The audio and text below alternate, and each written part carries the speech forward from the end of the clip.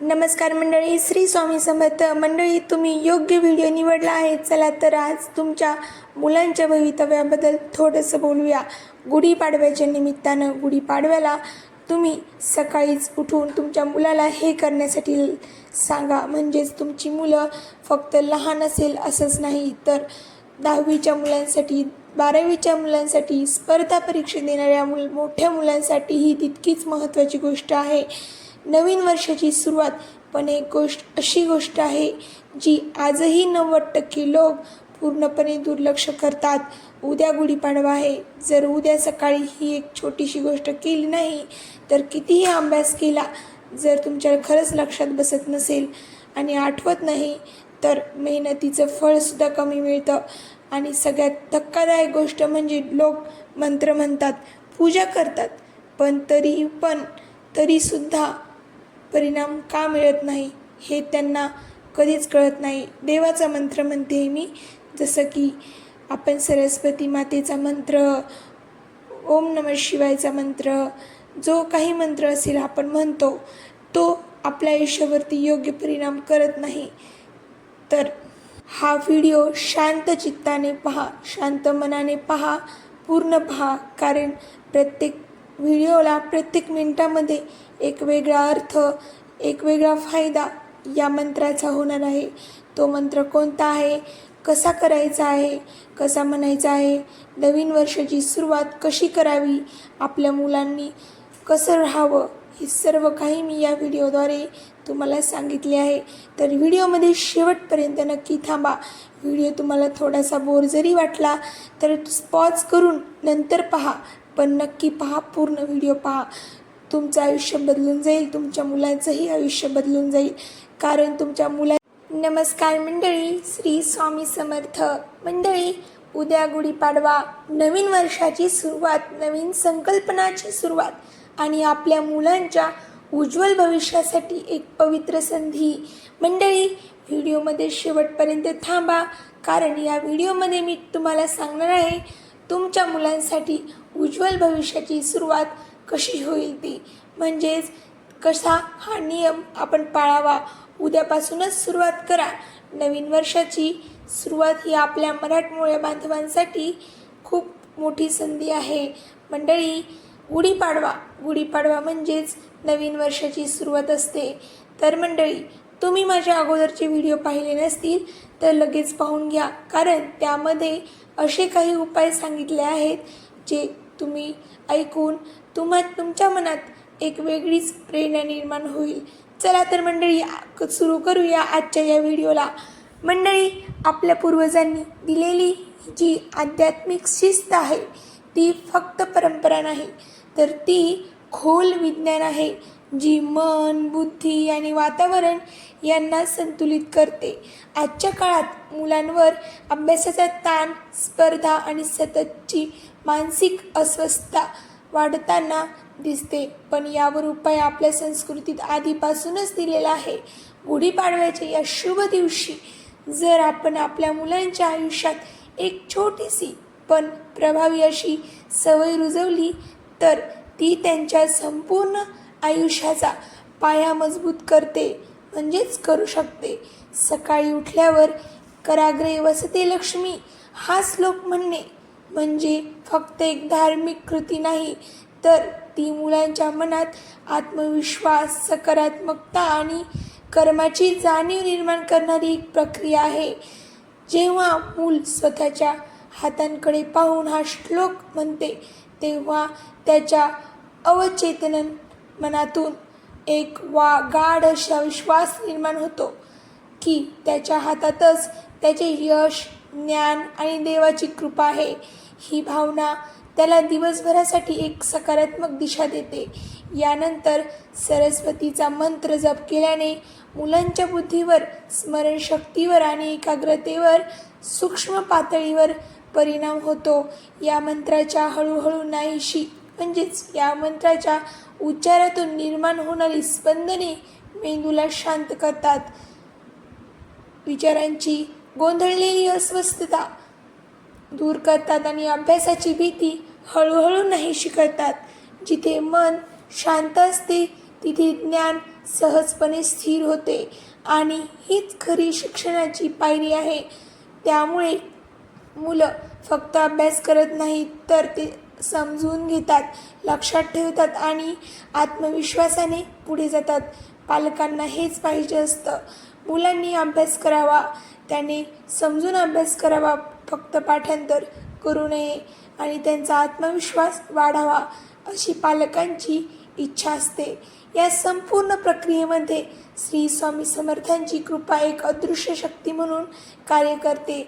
श्रद्धेने केलेल्या प्रत्येक जप मुलांच्या आयुष्यात संरक्षण, मार्गदर्शन आणि योग्य निर्णय घेण्याची क्षमता निर्माण करतो. अडचणी आल्या तरी त्यातून बाहेर पडण्याची ताकद मिळते आणि मनात स्थैर्य टिकून राहते. हळूहळू घरातही एक सकारात्मक आणि शांत वातावरण निर्माण होते, जिथे तणाव कमी होतो आणि एकाग्रता वाढते. असे वातावरणच मुलांच्या खऱ्या प्रगतीसाठी आवश्यक असते. म्हणूनच गुढीपाडव्याच्या या पवित्र दिवशी फक्त सण साजरा न करता आपल्या मुलांच्या आयुष्यातही आध्यात्मिक शिस्त रुजवण्याचा संकल्प करा. ही सवय वेळ खाऊ नाही, कठीण नाही, पण तिचा परिणाम अत्यंत खोल आणि दीर्घकालीन आहे. जेव्हा दिवसाची सुरुवात योग्य स्पंदनांनी होते तेव्हा संपूर्ण दिवस योग्य दिशेने जातो आणि हळूहळू संपूर्ण आयुष्य बदलू लागते. आपल्या मुलांना केवळ शिक्षित नाही तर मानसिकदृष्ट्या मजबूत आणि शांत आणि एकाग्र बनवायचे असेल तर हा मार्ग नक्कीच त्यांच्या भविष्यासाठी एक दिव्य आधार ठरेल. श्री स्वामी समर्थ.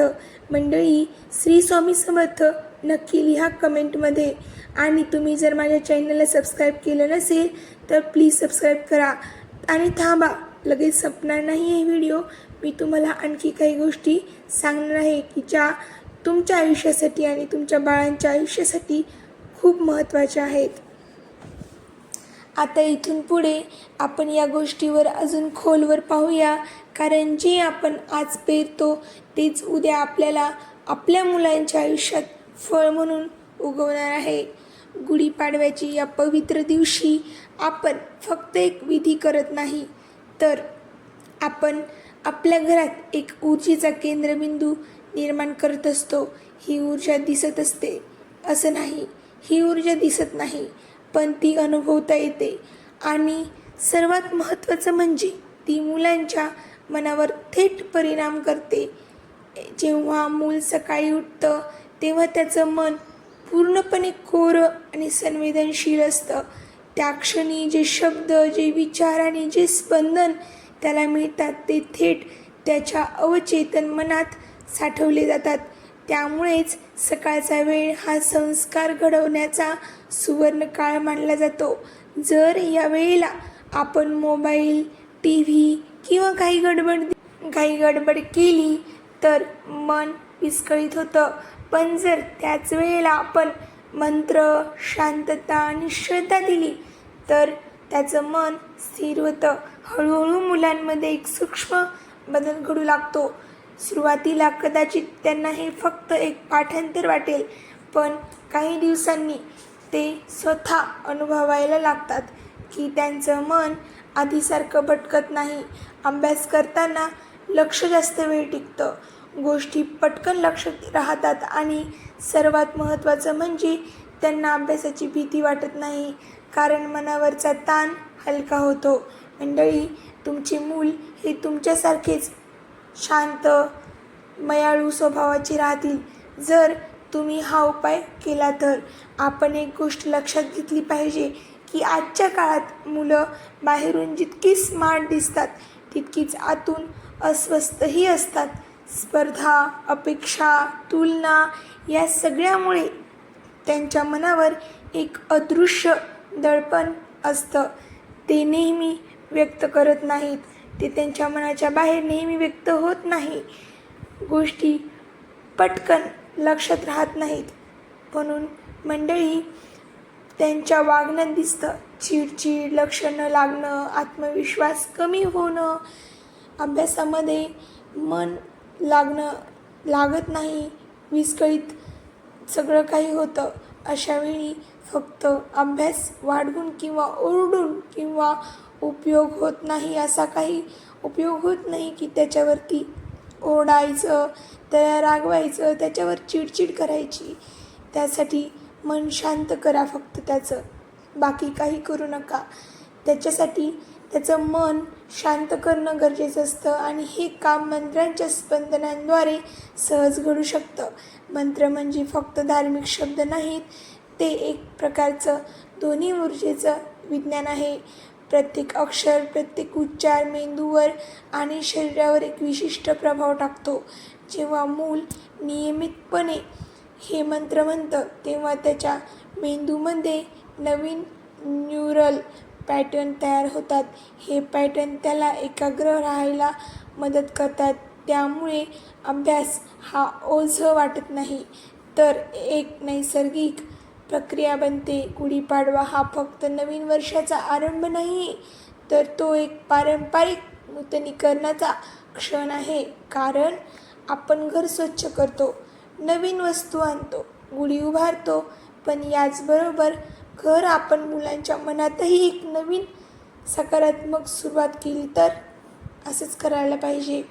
जर आपण मुलांच्या मनात एक नवीन सकारात्मक सुरुवात केली तर त्याचा परिणाम खूप खूप उपयोगी ठरतो, खूप मोठा होऊ शकतो.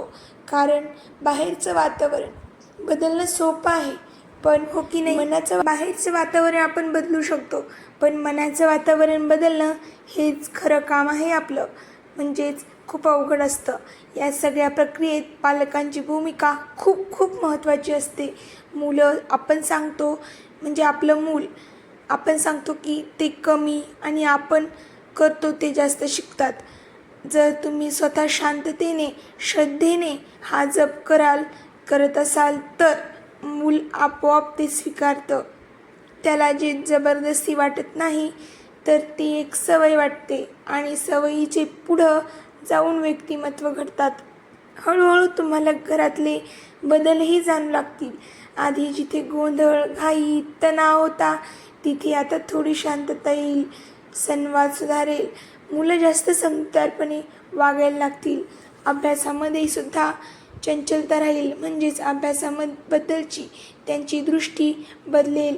अभ्यासामध्ये त्यांना एकाग्र राहता येईल, अभ्यासामध्ये त्यांना आवड निर्माण होईल आणि हे सगळं कोणत्याही मोठ्या प्रयत्नांशिवाय फक्त काही मिनिटाच्या सातत्यामुळे घडतं. एक छोटासा मंत्र, गायत्री मंत्र. काही पालकांना वाटतं की अशा गोष्टींना वेळ नाही किंवा याचा खरोखर काहीच फायदा होतो का, पण खरी गोष्ट अशी आहे की हे परिणाम त्वरित दिसत नाहीत, ते हळूहळू आतून तयार होतात. जसं बीज लावल्यावर लगेच झाड उगत नाहीत, पण योग्य पाणी, माती, वेळ मिळाल्यावर ते नक्कीच वाढतं.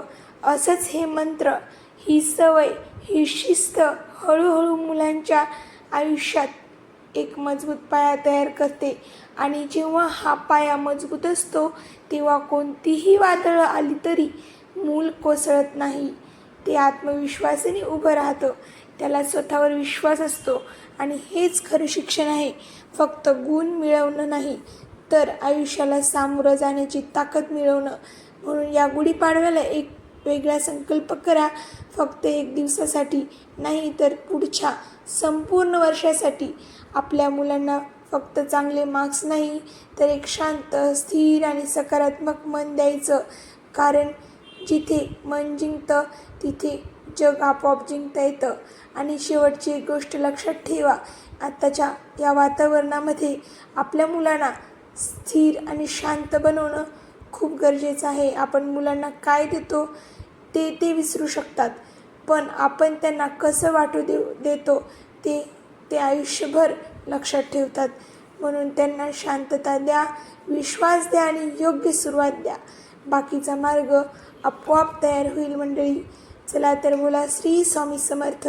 नक्की कमेंटमध्ये लिहा श्री स्वामी समर्थ.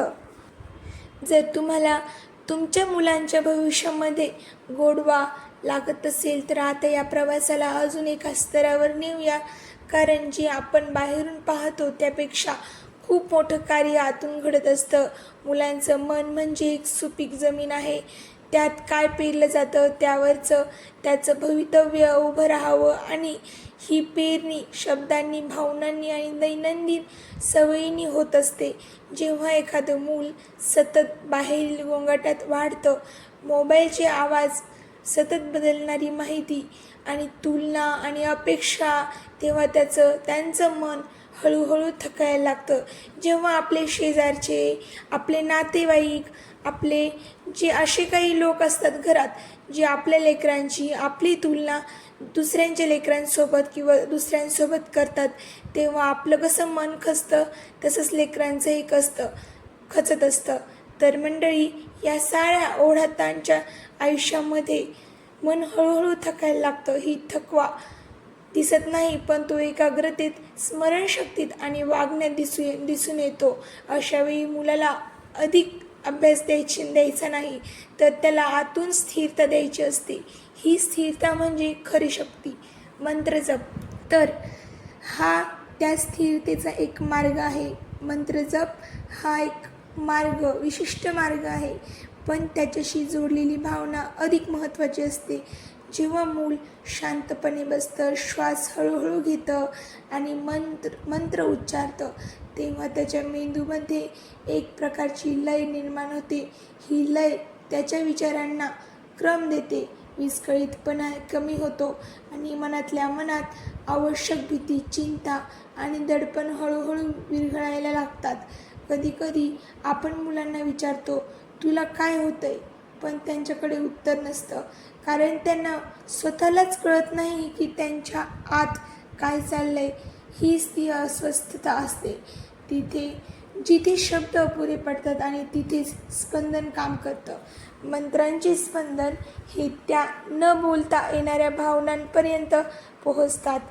ते मनाला हलकं करण्याचं काम करतात आणि एक प्रकारची सुरक्षितता निर्माण करतात. आपल्या मुलांना जर अशीच सुरक्षितता हवी असेल तर तुम्हाला हा उपाय नक्की करावा. या प्रक्रियेत एक गोष्ट हळूहळू घडते. मुलं स्वतःकडे वेगळ्या नजरेने पाहायला लागतात. आधी जे कठीण वाटत होतं ते आता थोडं सोपं वाटायला लागतं. आधी जी भीती वाटत होती ती आता कमी होते आणि सर्वात महत्त्वाचं म्हणजे त्यांना स्वतःवर विश्वास वाटायला लागतो. हा विश्वास बाहेरून दिला जात नाही, तो आतून निर्माण होतो. गुढीपाडव्याची या निमित्ताने आपण ज्या नवीन वर्षाची सुरुवात करतो ती फक्त दिनदर्शिकेतील बदल नाही, ती एक आत्मिक दिशा बदलण्याची संधी आहे.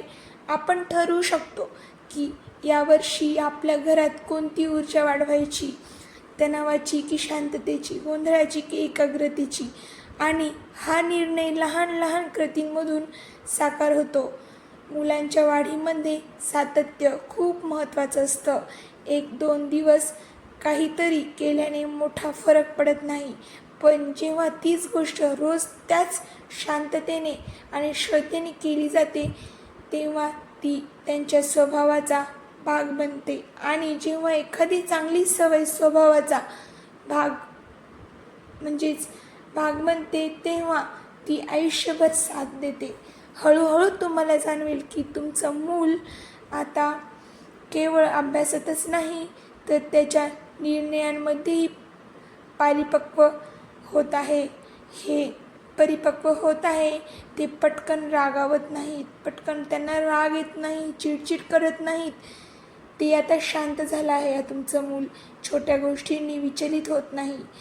त्यांच्यात एक अंतर्गत संतुलन तयार होतं. ते संतुलनच त्यांना पुढे जाऊन मोठ्या आव्हानांना सामोरं जाण्याची ताकद देतं. मंडळी, सगळ्या पालकांना वाटतं की माझं बाळ असंच शांत, संतुलित आणि त्याच्या मनात शांतता असावी, एकाग्रता असावी आणि सकारात्मक ऊर्जा नेहमी असावी. प्रत्येक पालकांचं हे एक प्रकारचं इच्छा म्हणावी की स्वप्न असतं. या सगळ्या प्रक्रियेत एक सूक्ष्म पण महत्त्वाचा बदल म्हणजे घरातील ऊर्जा. प्रत्येक घरात एक वातावरण असतं. काही घरं शांत वाटतात, काही तणावपूर्ण. हे वातावरण शब्दांनी नाही तर भावनांनी तयार होतं. जेव्हा घरात रोज काही क्षण शांततेचे, मंत्रांचे आणि सकारात्मक विचारांचे असतात, तेव्हा त्या घराची ऊर्जा बदलते आणि तीच ऊर्जा मुलांच्या मनावर सतत तयार होत असते, म्हणजेच सर्वात जास्त परिणाम करते. कधीकधी पालकांना वाटतं की मुलांना फक्त चांगल्या शाळेत घातलं, ट्युशन लावली की सगळं ठीक होईल. पण शिक्षण ही फक्त माहिती मिळवण्याची एक प्रक्रिया आहे. शिक्षण म्हणजे आपलं जीवन नाही, ते एक अंतर्गत विकासाचं प्रवास आहे आणि या प्रवासात मनाची शांतता, एकाग्रता आणि आत्मविश्वास हेच खरे साथीदार असतात. म्हणून या सगळ्या गोष्टींकडे एका वेगळ्या दृष्टीने पाहायचा प्रयत्न करा. मंडळी, उठा, जागे व्हा. उद्या आहे गुढीपाडवा. गुढीपाडव्याच्या निमित्ताने आपल्या मुलांना ह्या सवयी नक्की लावा. मंडळी, या सगळ्या गोष्टींकडे एक वेगळ्या दृष्टीने पाहायला सुरुवात करा. हे केवळ धार्मिक विधी नाही, तर एक प्रकारचं जीवनशास्त्र आहे, जे आपल्या पूर्वजांनी अनुभवातून तयार केलं आहे. त्यांनी जे पाहिलं, अनुभवलं आणि जे त्यांच्या जीवनात उपयोगी पडलं, तेच त्यांनी पुढच्या पिढ्यांसाठी दिलं आहे. आता प्रश्न फक्त एवढाच आहे, आपण ते स्वीकारतो का? आपण ते स्वीकारणार का? आणि जर स्वीकारलं तर ते किती सातत्याने पाळणार? कारण शेवटी मुलांचं भविष्य एका मोठ्या निर्णयावर अवलंबून नसतं.